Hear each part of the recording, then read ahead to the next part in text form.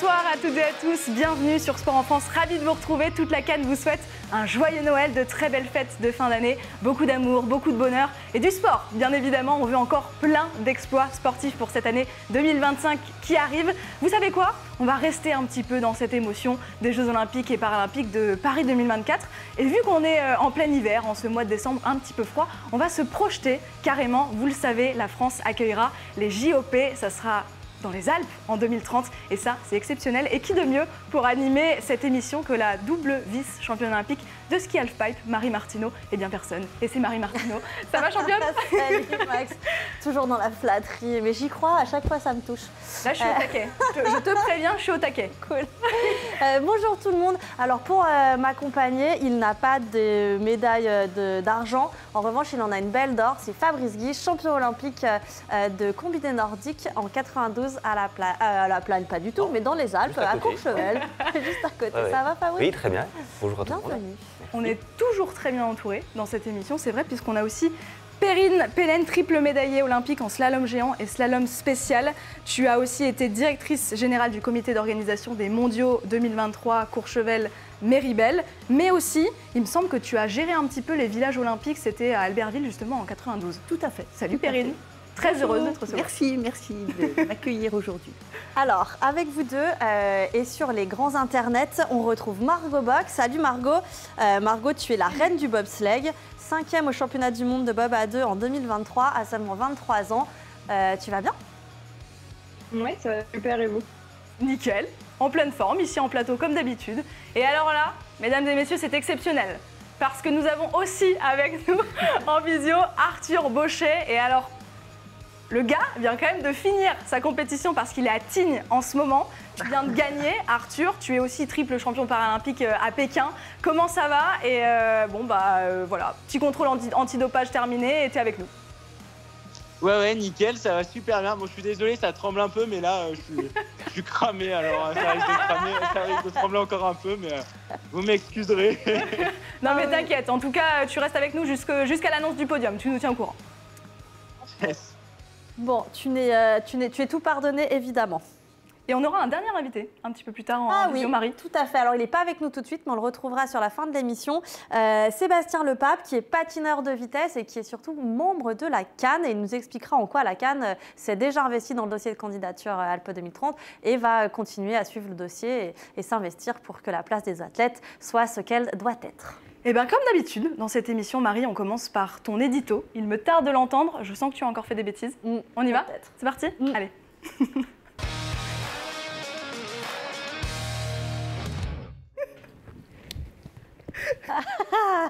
Il est tout droit en plus, c'est exceptionnel. Ah, merci la régie pour le petit jingle. C'est Noël! C'est Noël, la neige immaculée tombe sur les montagnes françaises, les sapins verts se dressent fièrement parmi les feuillus dépourvus, tandis qu'une épaisse fumée blanche se forme dans les conduits des petites cheminées en pierre au fond de la vallée du Briançonnais pour s'en extraire à la lueur de la lune. C'est Noël! France Télévisions sort les incrustations en guirlande, M6 sort les incrustations flocons. Petit Loup va au ski, Martine va à la montagne. Et la Patte Patrouille part en mission pour sauver le Père Noël. C'est Noël! Et comme chaque année à cette date, la nouvelle Miss France a été élue. En même temps que les premières Coupes du Monde de ski, de biathlon, de snowboard, de luge, elles ont toutes eu lieu. Chaque athlète est rentré à la maison pour une semaine de pause familiale à base d'entorse au règlement nutrition, entorse au règlement sommeil, entorse au règlement sciences cardio. Mais pas de panique, ce qui se passe en famille reste en famille. C'est la magie de Noël. C'est Noël! Et nous, dans l'émission Athlètes, les rendez-vous de la CAN, on a fait notre liste au Père Noël, bien entendu. Alors, voyons. Des Jeux Olympiques et Paralympiques Alpes 2030 couverts de neige. Une démonstration au reste du monde que la sobriété rime avec la réussite. Une délégation française combative enjouée et en réussite. Un public français en communion. Un budget à l'équilibre. Et ben voilà, Maxime, tu voudras bien poster ma lettre, s'il te plaît? Allez, ça part. Merci. Ce qu'il y a de bien avec la liste au Père Noël, c'est que ça donne le droit de rêver. Et ça tombe bien parce que c'est exactement ce à quoi servent les Jeux Olympiques. Alors c'est quoi le problème?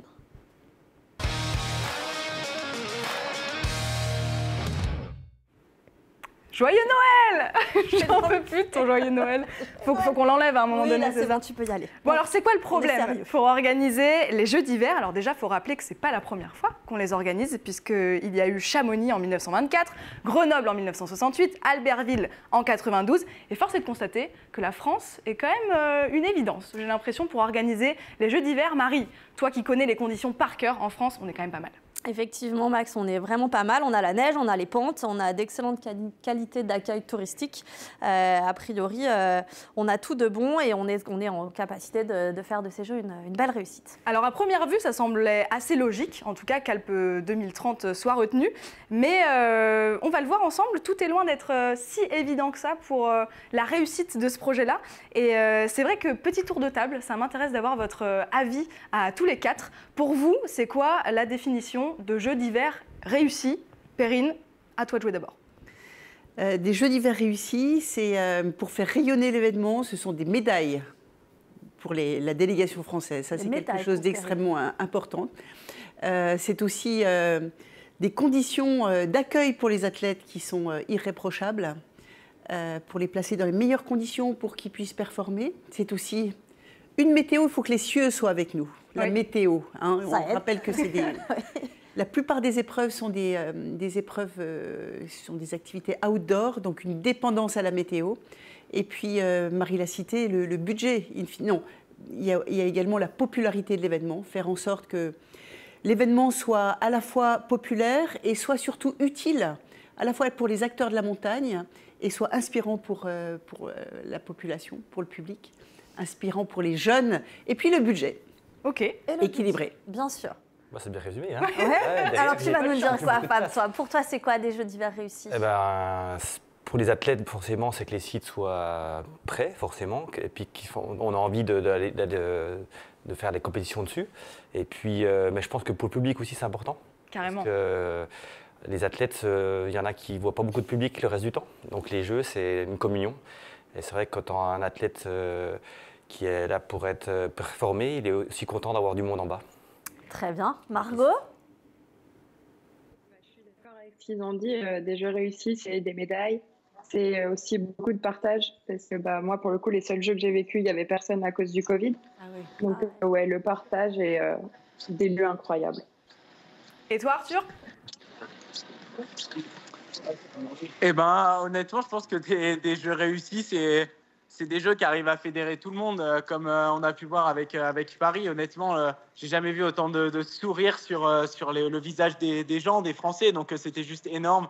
Et j'espère que voilà, ce sera pareil. Bien sûr, pour nous, en tant qu'athlètes, c'est déjà d'y participer et de ramener un maximum de médailles. Bah ouais, t'as vécu ta meilleure vie, toi, en plus. T'étais sur les plateaux télé pendant tous les Jeux. T'es même passé au Club France parce que j'y étais. Oui, il est venu juste pour te J'ai voir. pas mal de soirées au Club France, mais c'est vrai que j'étais en off, quoi. C'était pas dans la saison, mais j'avoue, il y avait une super ambiance. Hein. Ouais, c'était trop cool.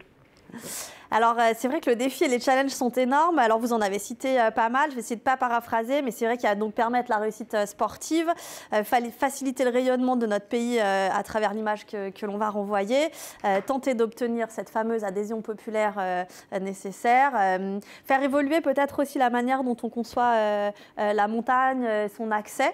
Il y a beaucoup de choses et en tout cas, nous, on va devoir le faire sur 5 ans, ce qui nous amène à la question...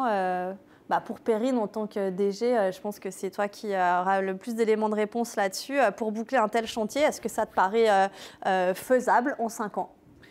En fait, le concept qui a été choisi, retenu par le CIO en ciblant Alpes 2030, est véritablement un concept différent de ce qu'on a pu vivre sur d'autres éditions, comme par exemple Pékin, comme par exemple Pyeongchang ou Sochi, où là, pour le coup, on partait du feuille blanche. Le CIO, pour des questions environnementales, d'impact, a souhaité cibler Alpes 2030 parce que de nombreux équipements existaient. Et pour en citer quelques-uns, bien sûr, le tremplin, les équipements les plus structurants, lesquels sont-ils?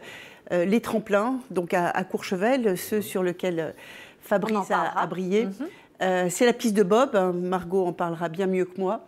Et puis également, ce sont les patinoires, là où pour le coup, sur la partie sud, ce sera l'occasion de doter le territoire d'équipements structurants parce que utiles au territoire.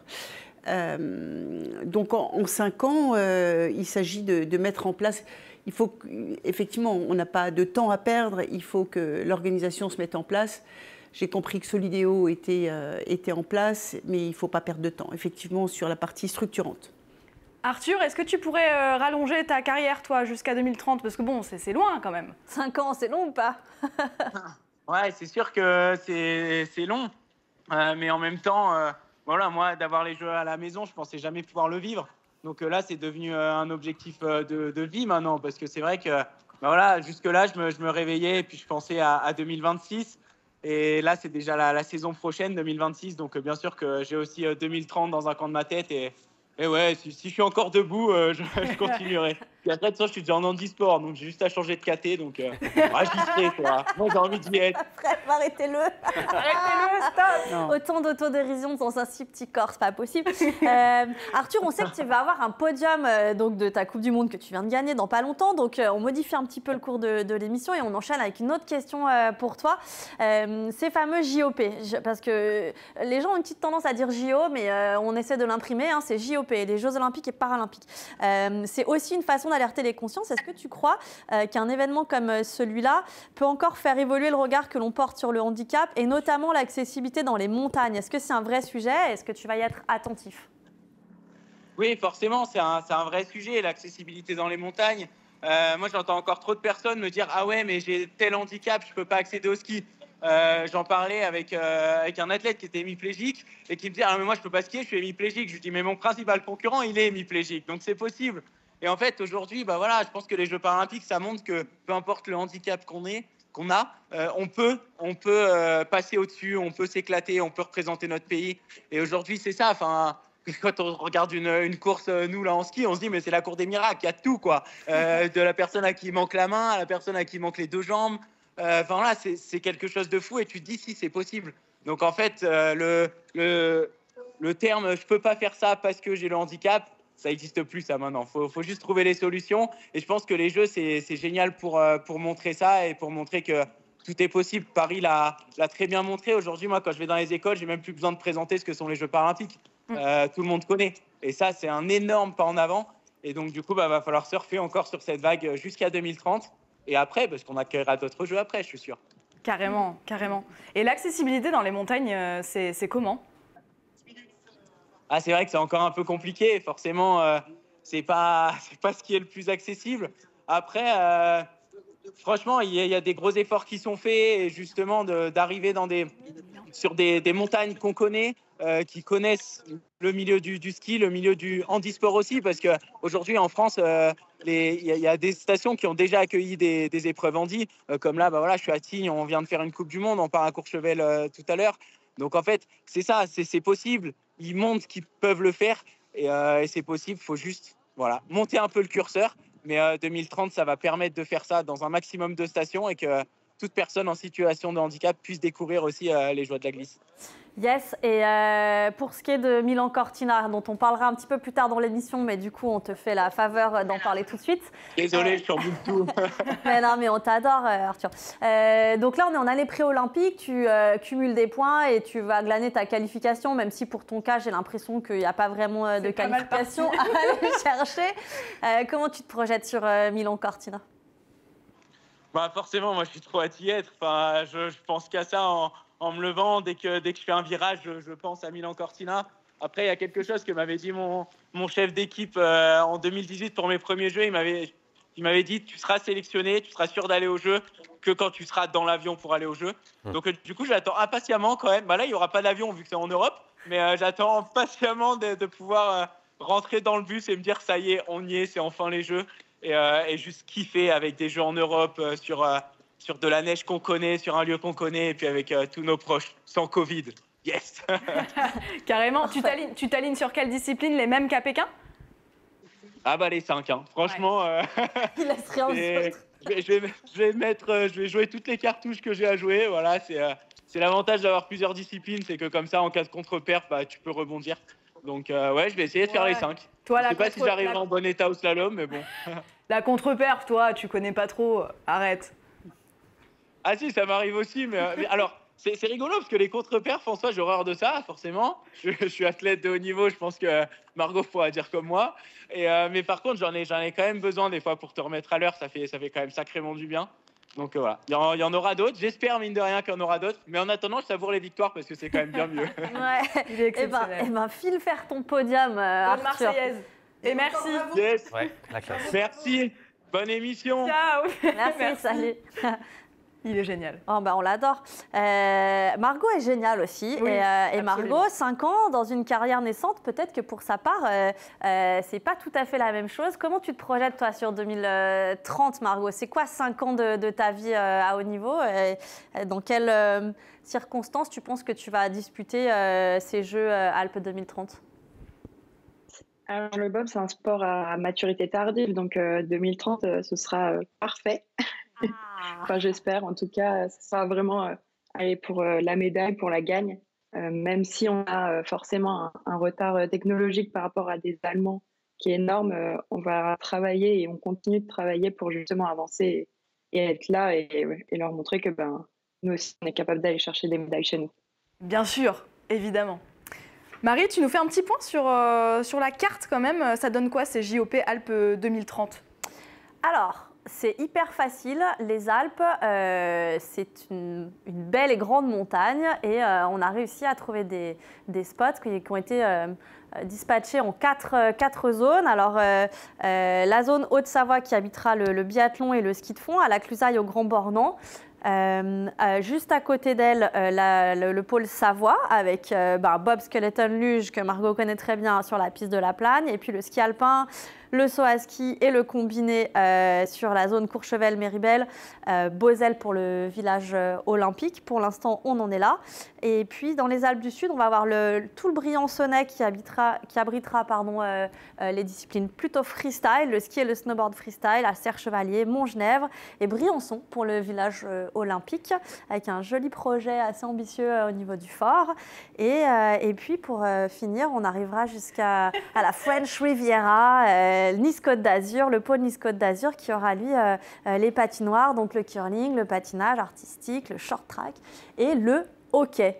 Ça nous fait vraiment plaisir parce que c'est un petit peu des endroits qu'on connaît par cœur. C'est ce que j'allais dire. Je crois que je suis la seule intrue. C'est vrai. Non, t'es pas une intrue. Mais toi, tu vis à Marseille, tu n'es pas loin du tout. Oui, pas loin. Ouais, je connais pas autant bien que vous les Alpes, quoi. Disons qu'avec un bon réseau ferré, on devrait réussir à relier tout ce beau monde et même Marseille dans des conditions assez chouettes. Perrine, l'organisation de ces JO30 va quasiment pas créer de structure, tu le disais tout à l'heure, mais ça implique quand même un gros défi, et notamment celui des mises aux normes.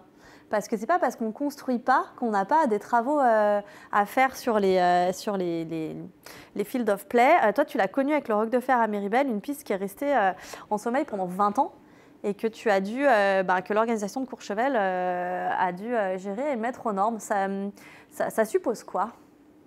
Sur la partie, le stade qui a accueilli les épreuves dames lors des championnats du monde de Courchevel-Méribel 2023, n'ont pas fait l'objet de beaucoup de travaux. Ça a été essentiellement de pouvoir en profiter pour mettre en place des infrastructures utiles, comme je le disais, et notamment de rénover le réseau de neige de culture. Également de pouvoir équiper le stade avec des réseaux de fibres permettant de faire de ce stade un stade permanent pour le comité de Savoie notamment. Donc pas de très grosses rénovations. Comme peuvent le demander des infrastructures plus hard en fait. Oui. Par contre, c'est vrai que sur Courchevel, c'est une piste, l'Eclipse, qui a fait parler d'elle, qui est la jonction de 2 pistes existantes, qui pour le coup a été finalisée pour les championnats du monde et qui devrait accueillir les épreuves de ski alpin hommes. Donc on capitalise le choix qui a été fait et de capitaliser sur les équipements qui sont existants, qui ont pu être utilisés récemment et qui ont permis de montrer leurs preuves et qui ont permis de mettre sur la carte Courchevel et Méribel sur les épreuves de ski alpin. Et ça, c'est très malin. Il n'y a pas à créer ces sites puisqu'ils ont fait leurs preuves. Magnifique. Fabrice, les tremplins du Prat, ça reste encore aujourd'hui quelque chose de spécial. Ils sont d'actualité parce qu'il faut avoir des Coupes du Monde d'été dessus, donc le tremplin est aux normes. Après, bien sûr, il y aura sûrement quelques petites modifs. Mais déjà, avec le stade de alpin qui est juste à côté, je trouve ça génial parce que c'est... moi, j'ai fait 4 jeux, on a toujours été très très distants des alpins. Donc je trouve que c'est sympa qu'il y ait un seul... si ça reste comme ça, que ça reste qu'un seul site. Je trouve ça avec un village olympique qui sera commun. Ouais, je pense que c'est bien, ouais. Ça fait une différence, tu trouves, de te retrouver avec les autres athlètes d'autres disciplines? Quand on est des petites disciplines, les jeux, c'est vraiment quelque chose d'énorme. Et pour nous, enfin pour moi, les jeux, c'est là où j'ai côtoyé les alpins. Mes premiers jeux en 88, voilà, voir ces alpins Franck Picard qui gagne les jeux, enfin pour moi c'était juste incroyable. Et malgré tout, on n'était encore pas mélangés vraiment. Et il a vraiment fallu attendre 92 pour qu'il y ait vraiment qu'on soit ensemble. Et ça, c'était vraiment chouette. Il faut garder ça, ouais.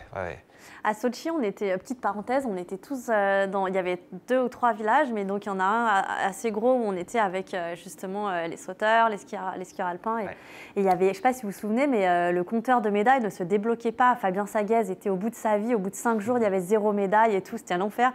Et c'est une jeune sauteuse qui a fait la première médaille, Colline Mattel, qui a justement débloqué le compteur. Et c'est vrai que ça a un peu emmené tout le monde dans une vague positive et tout, mais je t'assure qu'avant sa médaille à elle, quelles que soient les disciplines, on rasait les murs, on était tous là, bon, c'est pas fou. Cette année, Paris, ça a mieux débloqué d'entrée, quoi. C'est clair. Voilà. C'est clair. Ouais, clairement. Ça compte. Non, mais ça compte d'être ensemble, franchement. Ça compte d'être ensemble. Margot, alors c'est un peu fou, mais un de tes coachs, Bruno Mingeon, qui sera plus tard porte-parole de la délégation française, a disputé les JO sur cette piste créée pour l'occasion en 92. Est-ce que tu te rends déjà compte du poids de l'histoire? Tu as 3 heures. C'est fou. Non, Bruno, c'est un athlète que, moi, je n'ai pas connu en tant qu'athlète, mais c'est quelqu'un que j'admire vraiment, son travail, tout ce qu'il a fait, et surtout maintenant tout le savoir qu'il nous transmet et les conseils qu'il nous donne, c'est tellement important. Déjà, avec les Jeux de 2026, lui, il a été champion du monde là-bas, donc il y a déjà un gros vécu derrière. Et avec les Jeux de 2030, c'est encore plus important, donc c'est vraiment cool. Perrine, en 2023, ton objectif était de relancer le goût du ski. Quel pourrait être l'objectif un petit peu extra-sportif de cette Olympiade?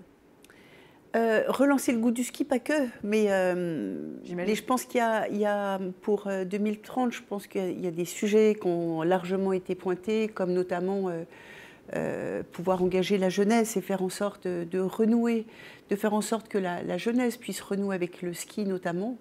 Et que ce soit également, puisque ces Jeux ne vont pas être l'occasion de grosses infrastructures, ce soit l'occasion de faire en sorte que ce soit une opportunité pour accompagner la transition environnementale de nos montagnes et de la pratique du ski. L'occasion aussi de dire que pour 2023, ça a été aussi un sujet qui a été au cœur de notre organisation. La dimension environnementale faisait vraiment partie de l'ADN, puisque c'est vrai que les montagnards, on est assez stigmatisés, laissant penser qu'on n'est pas respectueux de l'environnement, alors qu'on est les premiers témoins du changement climatique. C'est vrai que j'étais encore à Tignes ces jours-ci, on voit vraiment la fonte des glaciers, et donc il y a une conscience, véritablement une conscience accrue. Et c'est ce qui nous a amené pour 2023 de mettre en place une démarche vraiment très structurante et pour montrer que c'était pas du green bashing, on s'est engagé vers une démarche de certification ISO 20121 qui atteste des organisations éco-responsables. Et puis également, on est passé aussi par le crible des bilans carbone, à la fois sur les études, sur les épreuves tests, qui ont été les finales de la Coupe du Monde en 2022. On s'est basé sur le témoin, quelque part le curseur, le témoin qui avait été mis en place sur 2022 pour voir de quelle manière essayer d'améliorer notre organisation pour limiter l'impact environnemental. Donc ça a été vraiment on a souhaité profiter de la dimension vitrine de l'événement pour montrer de quelle manière les acteurs de la montagne sont sensibles et mènent des actions qui sont très intéressantes. C'est vrai que vous êtes les premiers quand même concernés en plus. Donc, mais oui. Oui, bah c'est sûr que si tout le monde voyait ce que l'on voit au quotidien sur nos montagnes, ça serait peut-être d'autant plus impactant pour les prises de conscience, certes. Oui, et l'occasion de redire, quand on étudie le bilan carbone, d'un touriste qui vient, enfin d'un vacancier qui séjourne en montagne, ou alors qui vient sur un événement, le premier impact, c'est le transport. Donc on est à 75% d'impact. Donc s'il y a un enjeu extrêmement important, c'est tout l'enjeu de la mobilité. C'est absolument déterminant. Et c'est vrai que quand on stigmatise la montagne et les événements, quand les gens se rendent à un concert, voir Manoda, voir les plus grands concerts, ou un autre événement ailleurs, il y a toujours ce bilan carbone alourdi par le transport. On va travailler là-dessus. Organiser, c'est justement accepter la critique. Et comment on peut se mouvoir dans la tempête? Parce que j'imagine que tu as dû faire face à ça. Comment tu as traversé les tempêtes? Je crois que ce qui est extrêmement important, c'est, comme je le disais, un des fondements et un des intérêts de ces organisations, c'est qu'ils puissent être utiles au territoire. Et pour cela, il faut qu'ils soient le mieux compris possible. Et sur cette dimension environnementale, on a souhaité être accompagné, s'associer aux associations en fait, qui œuvrent depuis de nombreuses années. Et c'est ce qui nous a amené à mettre en place un comité RSE. Et c'est vrai qu'autour de la table, on avait Mountain Rider, Mountain Wilderness, The Water Family, le parc de la Vanoise, pour voir comment ensemble, sur un événement, comme je le disais, qui peut avoir un effet vitrine extrêmement intéressant, comment ensemble définir une politique qui soit utile et crédible surtout. Oui. Et ça a été extrêmement intéressant de travailler avec eux, je les remercie encore. Et c'est ce qui nous a amené à leur proposer un espace pendant les championnats du monde, de proposer des animations et d'être en lien avec le public. Ça a été extrêmement intéressant pour nous. Et pour eux aussi, je pense aussi. L'important, c'est faire ensemble. On va revenir un petit peu sur les performances françaises. Et on en a un au plateau qui n'a pas vraiment eu besoin de conseils pour aller chercher l'or à la maison. On en parle tout de suite, c'est notre grand témoin du jour.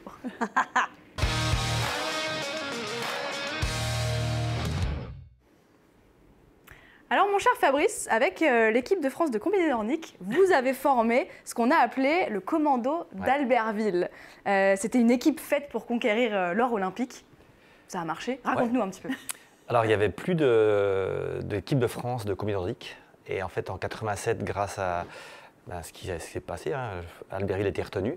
Donc forcément, il faut des athlètes dans chaque discipline. Moi, je m'entraînais avec des sauteurs. J'avais un coach de temps en temps en ski de fond. Donc c'était vraiment, fallait avoir envie de faire ça. Mes parents me disaient mais arrête ce sport, il n'y a aucun avenir. Et grâce, comme on disait, comme je pense à Arthur et Margot, s'ils peuvent faire des jeux en France, c'est incroyable. Parce que moi, dès que j'ai su qu'Albertville était retenu pour avoir des jeux, j'ai dit je veux être champion olympique. Ah. Tout bêtement. Ok, t'as entendu Margot, c'est bon. Hein. Voilà. Fabrice veut, Fabrice peut. Ah, oui. J'ai eu. Il obtient.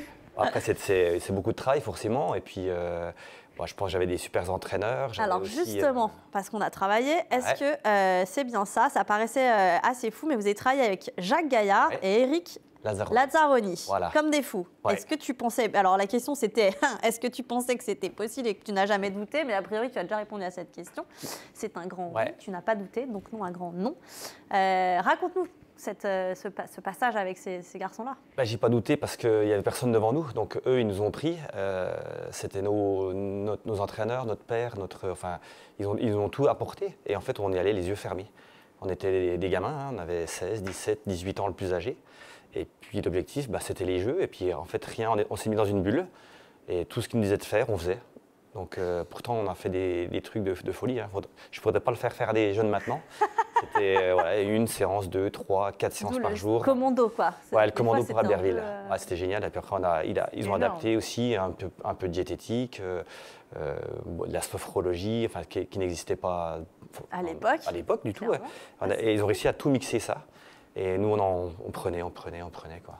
Et ils nous ont emmenés jusqu'au jeu, jusqu'à être au pied de Courchevel. Et malgré une blessure, moi, quelques semaines... Ce que j'allais te demander, il n'y a pas une petite blessure de foot au foot, ouais, bêtement, en me préparant à Saint-Moritz sur un lac gelé, j'ai fait une petite chute en m'abîmant le ménisque. Mais après, moi, les jeux, ils étaient déjà réussis parce que j'étais porte-drapeau. Donc j'ai dit, si ça ne va pas, il y a les Lameurs dans 2 ans, je serai là. Mais j'ai complètement passé outre ma blessure. Donc j'étais heureux, quoi, en fait. Très bien. Ouais. Alors, vous avez mis 6 ans, tu le disais, à bâtir ce collectif et arriver jusqu'au Graal. Du coup, quel est ton sentiment? Est-ce que tu penses que là, en 5 ans, le saut français, le combiné nordique pourrait refaire pareil exploit? Ouais, franchement, vu ce que je vois en ce moment, les petites, c'est plutôt le curseur est en train de monter.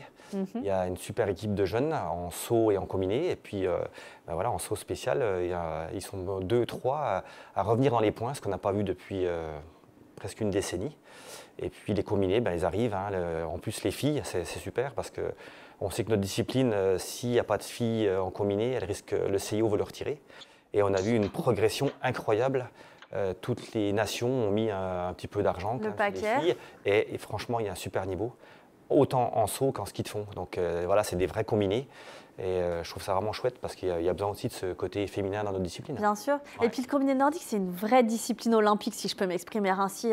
Elle est vraiment mise en avant que tous les 4 ans. Et c'est vrai qu'en France, ça nous a toujours bien réussi parce que derrière toi, il y a eu Jason Chapuis qui a donc été champion olympique, puis porte-drapeau également. Oui. Et je ne sais pas, elle a quelque chose qui fait un peu rêver cette discipline. C'est la plus vieille discipline en fait au jeu. Déjà. Eh ben voilà, j'avais qu'à bosser un peu aussi. Voilà, c'est pour ça que ça fait rêver. Oui, je ne sais pas si c'est ça, mais en tout cas, c'est un beau sport, quoi. C'est 2 sports complètement antagonistes, vraiment. C'est le saut à ski, on peut comparer ça à quand on pousse au bout d'un tremplin, un sprint. Il faut être comme un athlète du 100 mètres, très explosif. Et le ski de fond, c'est l'endurance. Même si ça reste que des 5 ou 10 km. Moi, à l'époque, c'était 15 ou 20.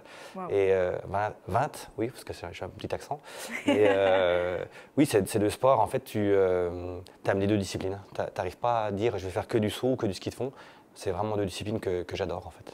Magnifique. Est-ce que de revoir un petit peu les performances des champions olympiques, enfin les champions olympiques cet été là à Paris, est-ce que ça t'a rappelé un petit peu cet hiver 92?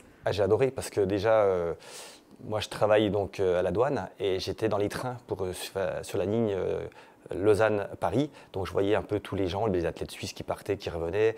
Et puis les Français sont quand même très ronchons. Donc ils ont vachement critiqué les jeux. Et j'ai dit non, mais vous inquiétez pas. Vous inquiétez pas. Moi, je suis sûr que c'est très bien. En plus, j'étais un petit peu dans le move, mais je voulais pas dire que. Au fond de moi-même, c'était sûr que c'était une réussite.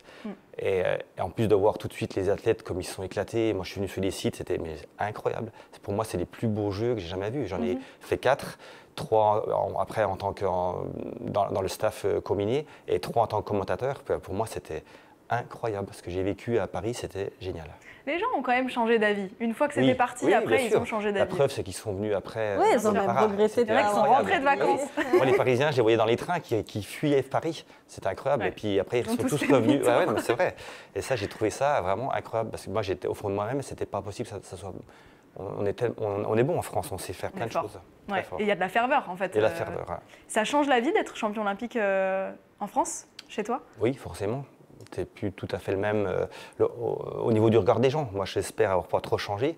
Je suis resté dans un petit village de 1000 habitants. J'ai pas voulu partir. J'ai voulu rester vraiment chez moi. J'ai eu des possibilités à la Courchevel. J'adore Courche, mais j'avais besoin de revenir chez moi, voir mes sapins, mes lacs, pour être tranquille, pour être en famille. Mais oui, forcément. Puis encore des années après, dès qu'il y a les jeux, il y a toujours des coups de fil. Est-ce que tu veux venir? Ta vie a changé forcément. Ça donne envie quand tu racontes. C'est vrai, moi aussi je bois, c'est pas. Ça va. Oui, mais c'est les bons côtés. Et aussi, quand tu es athlète, tu ne te rends pas compte, il y a eu beaucoup de fatigue derrière. Moi, c'était compliqué 8 mois après. 8 mois après, je pense qu'on appelle ça peut-être maintenant de la déprime. Moi, à l'époque, c'était de la fatigue. Et il m'a fallu quand même quelques années pour revenir à haut niveau. C'est un ascenseur émotionnel, hein. Il y a une décharge, c'est fini. Et puis, comme on disait, la discipline n'existait pas avant, donc elle avait disparu. Et puis là, d'un coup, c'était porte-drapeau, gagner la médaille d'or avec Sylvain à l'argent. On faisait 1 et 2, deux copains. Depuis, on était ensemble depuis l'âge de 7 ans avec Sylvain, donc c'est un truc très très fort, quoi. Et d'ailleurs, il m'a appelé ce matin encore. C'est ce que j'allais te dire, vous avez gardé les liens. On a toujours des liens incroyables. Et puis pareil, la génération derrière, Jason Amichapuis, on est vraiment une petite discipline, mais on s'entend vraiment très bien. Ouais, des chouettes types. C'est une famille. C'est une famille. Même les jeux d'hiver, c'est un petit peu plus confidentiel. Du coup, c'est une vraie famille. On est une vraie famille, franchement. C'est vrai.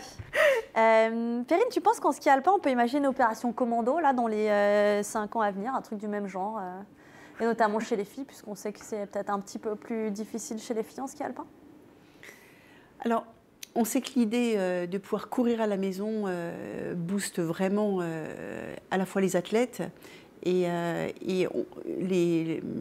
l'encadrement, c'est aussi, et puis le CNO, c'est aussi, et puis le ministère, c'est aussi que l'un des critères de réussite des Jeux Olympiques sur le territoire, ce sont les médailles.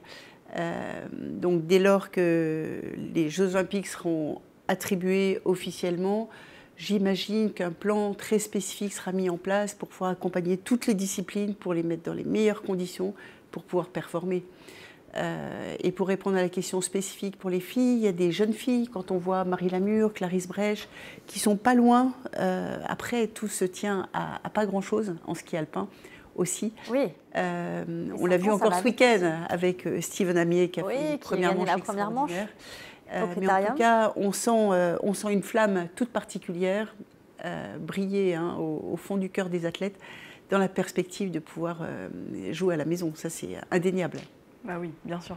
Margot et renforcé par ce qui s'est passé cet été. Oui, à Paris, où on voit il peut y avoir aussi deux manières d'appréhender des jeux à la maison, soit ça galvanise, soit plus compliqué. Oui, voilà. Mais vraie opportunité. Margot, est-ce que tu crois que ça va être un petit peu comme avec Paris 2024 ? Tu crois qu'il va y avoir des teams d'athlètes qui vont se créer dans tous les sens ? Et en vrai, c'est cool pour vous d'ailleurs. Je ne sais pas s'il y aura les mêmes engouements que Paris 2024 parce que, comme on disait, c'est un peu plus confidentiel les Jeux d'hiver. Mais j'espère vraiment parce que, en tout cas, nous d'avoir vu tout ce qui s'est passé autour de Paris 2024, la façon dont ça a été préparé, les teams qui ont été créés, ça donnait envie et ça motive vraiment. Et surtout, ça motive à aller chercher des médailles, partager aussi de l'expérience avec d'autres athlètes. Tu ressens pas, toi, encore ce truc de partenariat qui commence à se mettre en place depuis l'annonce officielle ? Non, c'est vrai qu'on a une discipline qui n'est pas trop médiatisée, donc c'est un peu compliqué aussi. Donc là, c'est vrai que tous les sponsors étaient vraiment sur Paris 2024, donc peut-être qu'on commencera à nous ouvrir les bras tout doucement. Ça serait bien. Bon, tiens-toi prête. Ouais. Voilà, tiens-toi prête. Le message est passé, en tout cas, Margot. Bon, en tout cas, si la réussite sportive peut s'optimiser, le succès d'un tel événement populaire, c'est pas super facile à anticiper. Comment convaincre les réfractaires ? Comment donner une teinte sociale et verte ? On en a un petit peu déjà parlé tout à l'heure. À un événement de cette ampleur, on va voir tout ça ensemble dans Quoi de neuf, docteur ?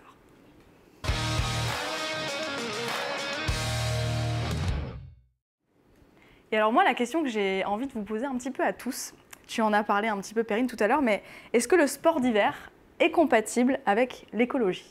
Fabrice ? Je pense que oui. Après, c'est vrai qu'avec les problèmes de neige, ceux qui sont contre, forcément, qu'est-ce qu'ils pointent du doigt ? Les canons à neige, les infrastructures. Sauf que l'eau, elle est là, on la prend, elle revient sur la... c'est pas aussi simple que ça, mais voilà, c'est pas... Moi, je pense que c'est pas incompatible. Après, comme disait Perrine aussi, les déplacements, ça c'est sûr qu'on est obligé d'aller en station. Moi, je fais beaucoup en vélo, mais là, pour l'hiver, c'est compliqué. Donc, non, c'est pas incompatible. Après, je pense que voilà, il y a des gens qui sont là pour réfléchir à ça et puis qui vont faire des projets qui tiennent la route, à mon avis. Perrine ? Alors, moi, je pense qu'il faut rappeler quelques chiffres quand même.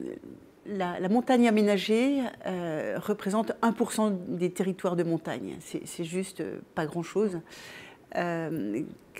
Ce qu'on peut voir aussi, c'est l'enjeu derrière tout ça. Il y a bien sûr la neige, avec la neige de culture. Il faut rappeler que ce n'est pas de la neige artificielle, il n'y a pas d'adjuvant. La neige de culture, c'est quoi ? C'est de l'eau et de la température qui est propulsé avec de la température négative. Et quand on considère les fuites sur les réseaux d'eau dans les villes, le volume d'eau utilisé pour la neigeculture, c'est rien du tout en fait. Donc il faut vraiment, je pense que la montagne est stigmatisée. Il y a un enjeu effectivement sur la question de la chute de la neige, le réchauffement. Par contre, sur les stations qui peuvent avoir des pistes au-dessus de 1500, 1600 mètres, le ski a un avenir assurément. Et quand on voit, c'est vrai qu'il y a un décalage entre le ski bashing qu'on entend à Paris et quand on voit la perspective de la saison d'hiver. Il n'y a jamais une saison d'hiver qui se présente aussi bien que cette année, que cet hiver, quoi. Donc il y a un petit décalage. En tout cas, se retrouver à la montagne, respirer l'air pur, pouvoir se ressourcer dans un cadre naturel d'exception, loin des écrans, loin de l'urbanisation. En tout cas, il y a beaucoup de bénéfices. Et voilà, je peux qu'encourager de venir à la montagne. Et je pense que la montagne, il faut qu'elle s'adapte, mais pour autant, ce n'est pas du tout incompatible avec le réchauffement climatique. C'est marrant, du coup, que tu dises qu'il y a un ski bashing de la part des Parisiens. Enfin, je trouve que c'est un peu le monde à l'envers, tu vois, quand même. Ouais, peut-être du monde des médias. Et c'est vrai qu'une grosse partie des médias se retrouve non, c'est pas ce que tu ressens. Sur la région parisienne.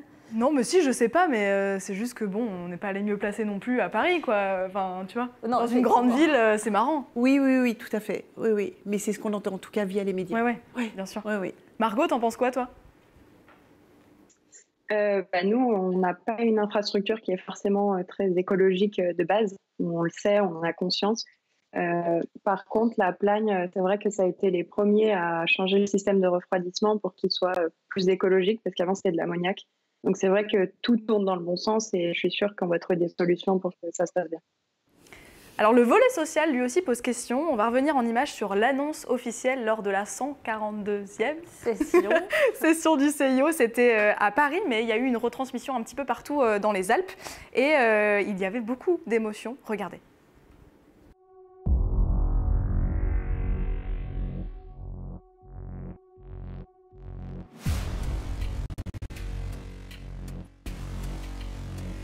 Le Comité international olympique a l'honneur d'annoncer que les 26e Jeux olympiques d'hiver 2030 sont attribués aux Alpes françaises. Nous sommes donc sélectionnés Ça y est, on a gagné. Les Jeux Olympiques, la candidature Alpes françaises 2030 a été validée. Les Jeux Olympiques, ça doit être de la passion, ça doit être de l'enthousiasme, ça doit être de la fierté. On porte le drapeau de la France. C'est du grand bonheur. Une grande joie. Très fier. C'est un rêve de gosse, quoi. Je pense que des jeux à domicile, ça sera énorme. Une vraie opportunité, des vrais jeux à la maison. Et ça donne envie de s'entraîner encore plus. Dans la foulée de Paris 2024, on va vibrer montagne, on va vibrer Alpes françaises. C'est beau. Magnifique.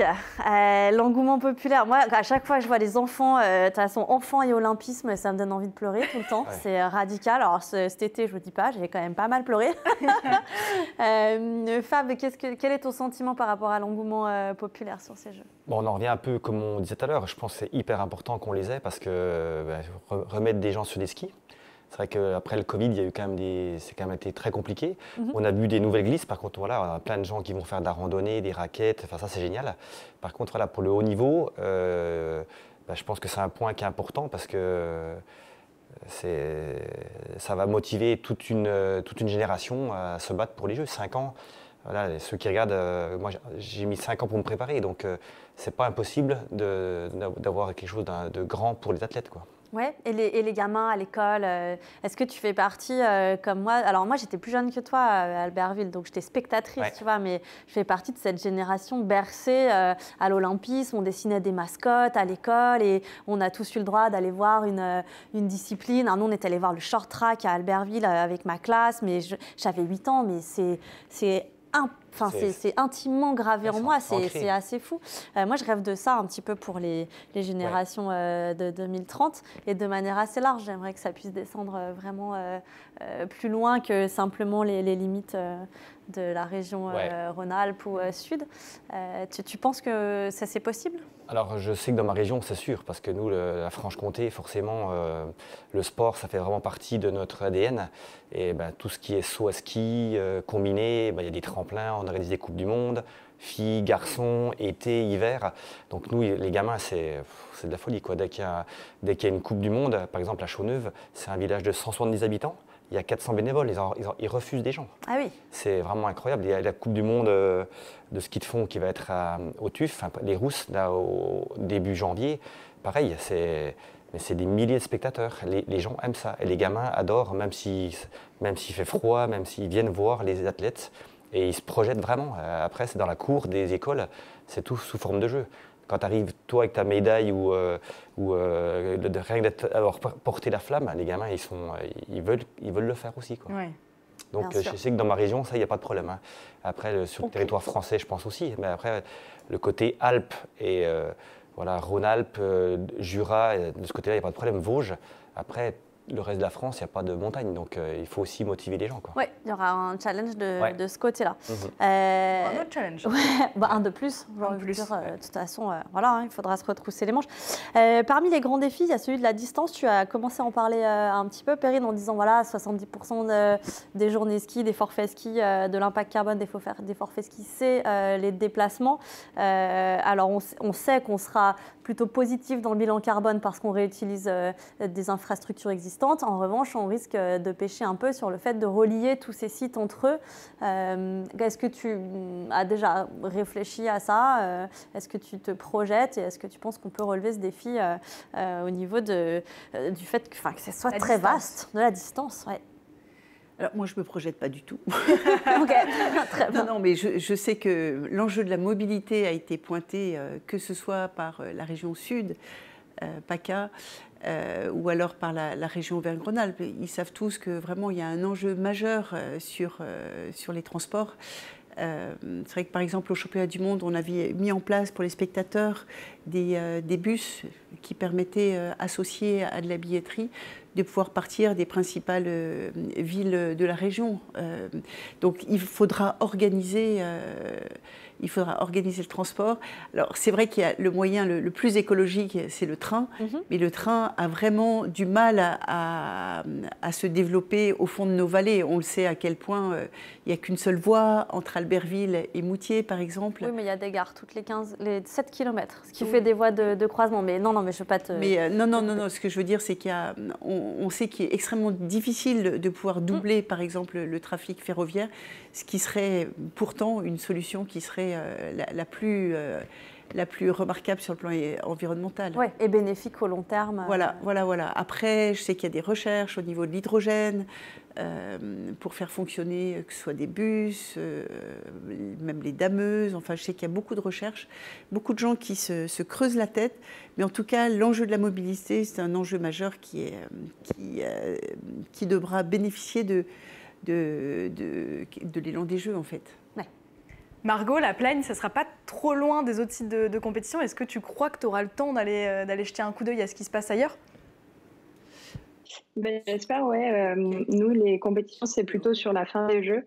Ça nous laisse quand même une semaine où on pourrait potentiellement aller voir d'autres épreuves. Après, voilà, il faut aussi savoir rester dans la bulle pour vraiment parfait à la maison. Et est-ce que tu serais pour une cérémonie d'ouverture? Toi, j'ai entendu dire que ça pouvait être un peu éclaté sur plusieurs sites. Est-ce que ça serait cool ou pas, ça?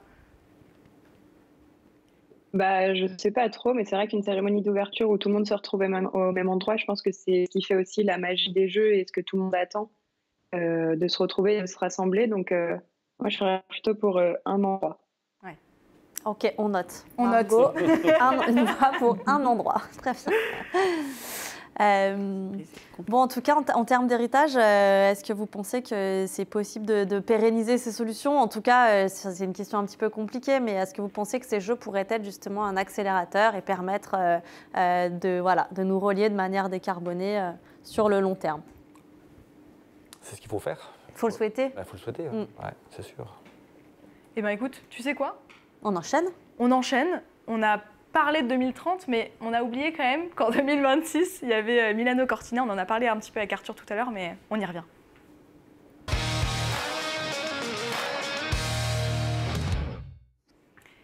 Eh bien oui, parce qu'avant d'accueillir les JOP chez nous en 2030, dans un tout petit peu plus d'un an, il y aura les Jeux de Milano Cortina d'Ampezzo. Je l'ai bien dit ou pas? Ouais, d'Ampezzo.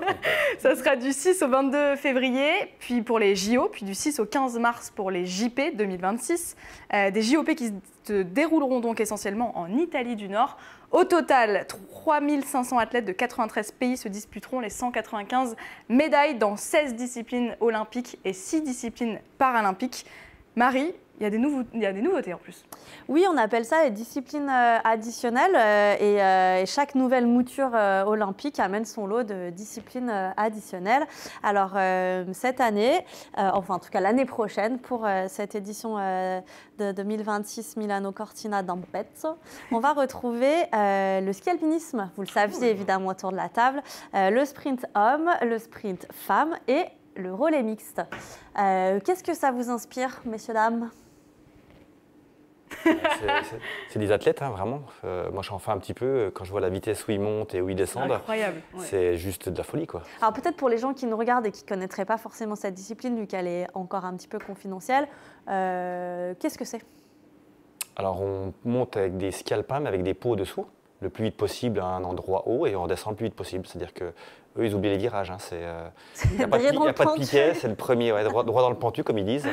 Et ouais, c'est vraiment des athlètes incroyables. Franchement, ça envoie du gros. Hein. Ça a l'air très dur. On a hâte de voir ça. Ouais. Il y aura encore du bob, évidemment. Margot, comment ça va se passer un petit peu les qualifs pour ce gros événement?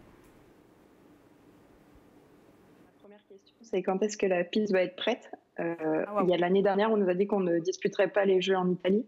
Donc ça, c'était un premier coup dur. Et après, ça a tout été remodifié, où ils ont enfin accepté de remettre de l'argent pour refaire la piste de Cortina. Mais du coup, là, elle est en pleine construction. Normalement, les premiers bobs devraient descendre en fin d'hiver, mais c'est pas sûr. Donc on verra début octobre, normalement, pour avoir notre première descente là-bas et découvrir la piste. Ah, nous, on était restés sur le positif, donc tu vois, on t'a pas lancé là-dessus. Incroyable. Bon, il y a eu un temps l'idée que peut-être ça soit rapatrié sur la Plagne, mais ça aurait été plutôt sympa pour toi. Et en même temps, ça aurait filé des billes à tes adversaires pour 2030, ça leur aurait permis de faire une compète. C'est clair. Donc c'est peut-être pas plus mal. Laissons les Italiens construire leur piste. En tout cas, c'est particulier. Au-delà du fait de ne pas être sûr qu'elle soit prête à temps, est-ce que c'est particulier? Vous êtes quand même dans un schéma où vous faites très attention à vos trajectoires et tout, et de se dire que alors vous serez toutes à égalité, mais vous allez vous retrouver potentiellement dans une piste que vous ne connaissez pas. Ouais, c'est une piste qu'on ne connaît pas, qu'on va découvrir, qu'on va apprendre. Donc moi, c'est ce que je préfère parce qu'il n'y a pas d'avantage pour personne. C'est vraiment le feeling, la glisse et les sensations les plus rapides de chaque athlète qui vont payer. Donc ça, c'est vraiment intéressant. Ouais, et du coup, peut-être que ça permettra d'avoir des belles surprises, tu vois, pour le coup. Oui, carrément, ça serait. Enfin, tout est remis à zéro en fait, donc tout le monde part avec les mêmes avantages en termes de connaissance de la piste. Après, voilà, ça sera matériel et le meilleur passage qui comptera, quoi. Tu vas tenter de te qualifier en bob à 2 et en monoplace? Oui, tout à fait. Je fais les deux disciplines. Pour se qualifier en bob à 2, maintenant, on est obligé de passer par le monobob. C'est pour développer la discipline et qu'il y ait de plus en plus de nations qui puissent venir. Donc, ouais, moi, je fais les deux et les deux ont une place très importante. Et alors, est-ce que le bob à 4 féminin comme discipline additionnelle à Alpes 2030, du coup, pour l'histoire, est-ce que ce serait bien? Je crois que j'aimerais beaucoup. Je trouve que c'est vraiment cool. C'est une discipline qui est vraiment au sein d'une équipe et où il faut que toute la cohésion, tout déroule bien pour réussir. Et c'est impressionnant, donc ouais, franchement, moi, je serais carrément pour. Pardon. On note. Bob à 4. On a plein de trucs à noter. Bob à 4 mixte. Mixte. Waouh. Ah oui. Ouais, Mixte, pas de bien. Ouais, mais les femmes au volant, bien sûr. Tu auras carrément plus d'expérience en plus. Bon, même si Pékin 2022, c'était pas incroyable avec le Covid. bon, au moins, tu auras déjà fait une première expérience olympique, tu y vas en sachant déjà un petit peu ce que c'est, quoi. Ouais, c'est ça, ça sera pas de la découverte et vraiment, j'ai vraiment à cœur de parfait parce que le bob, ça fait très longtemps qu'on n'a pas eu de très gros résultats. On n'a eu qu'une médaille olympique au final et c'est mon entraîneur, c'est Bruno Mingeon. Donc ouais, j'espère bien en ramener une aussi. Trop bien. Eh ben, écoute Margot, merci beaucoup. On va te libérer. Merci d'avoir pris le temps d'être avec nous. Ça fait toujours plaisir de te voir. Et bon courage pour cette saison. Qu'est-ce qui t'attend? C'est quoi la prochaine compète? Ça sera début janvier, on reprend les Coupes du Monde. Eh ben, vamos. Et pas trop d'entorse au régime, pas trop d'entorse au sommeil, pas trop d'entorse... Non, fais ce que tu veux, c'est Noël, amuse-toi. Et joyeux Noël. Joyeux Noël. Merci beaucoup. Ciao. Alors, pour terminer cette émission, on va voir justement comment la CAN s'est mobilisée pour travailler sur le dossier de candidature et comment elle compte justement mobiliser les athlètes en vue des JOP d'hiver 2030 pour tendre à la même réussite sportive que Paris 2024.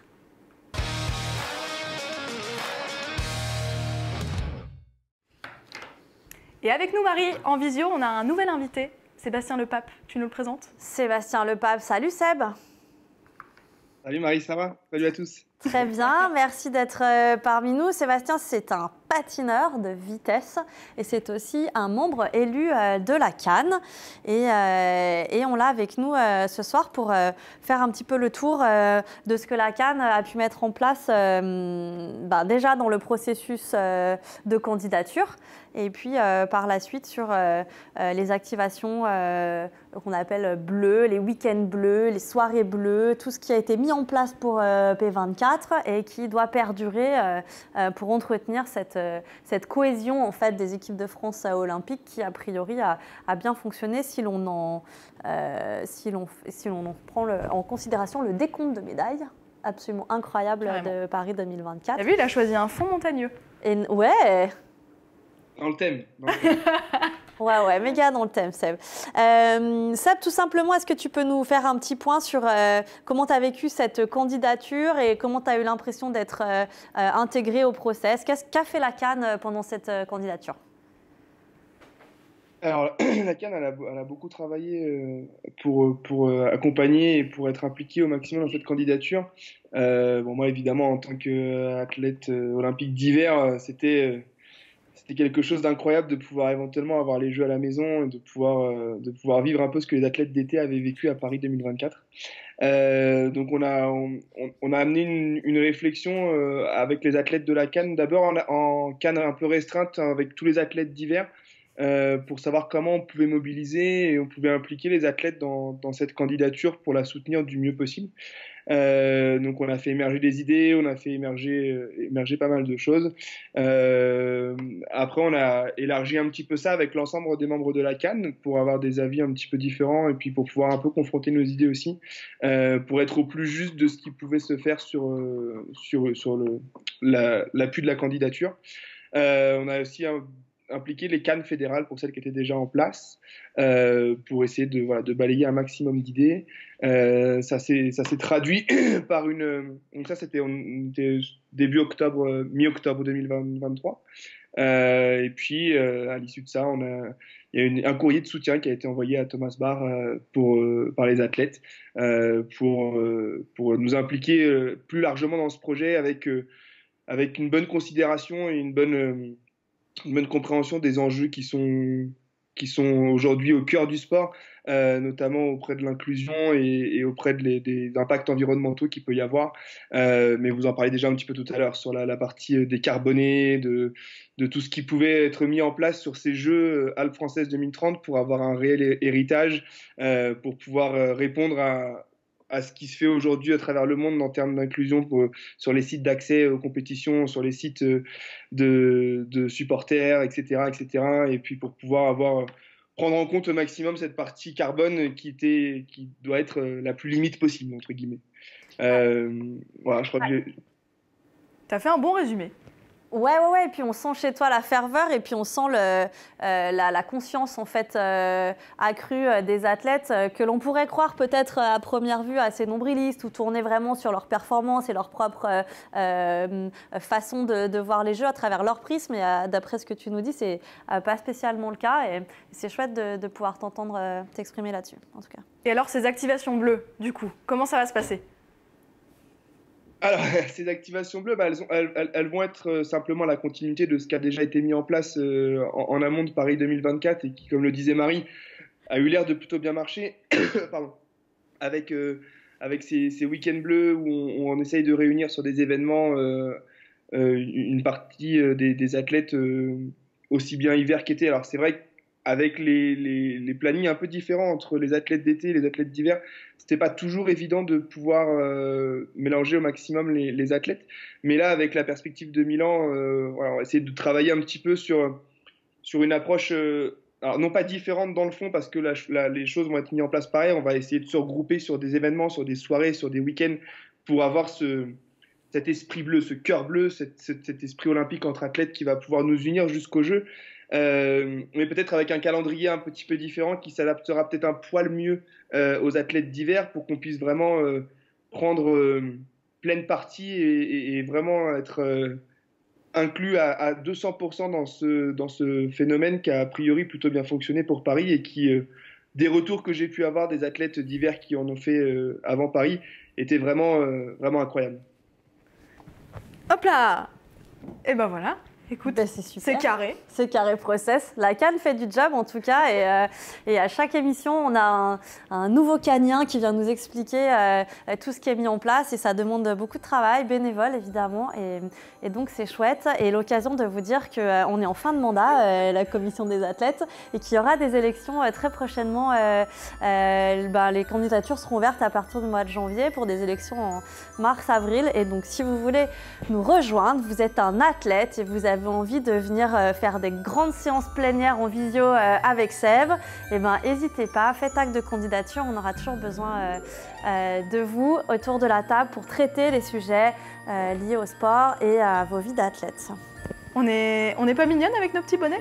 Les petits lutins. Tout à fait. Vous voulez qu'on vous les prête pour repartir dans les Alpes ou dans le Jura? Dans les Vosges. Merci en tout cas, merci Perrine, merci Fabrice, merci Sébastien, merci à nos deux athlètes aussi d'avoir été avec nous. C'était un vrai plaisir. On en sait bien plus, en tout cas. On en sait bien plus sur Alpes 2030 et ses enjeux, c'est vrai. Voilà. Et nous, on va vous souhaiter un très joyeux Noël. Anniversaire. Non, Noël. Noël. De belles fêtes de fin d'année. Et puis on se retrouve bientôt sur Sport en France. Ciao.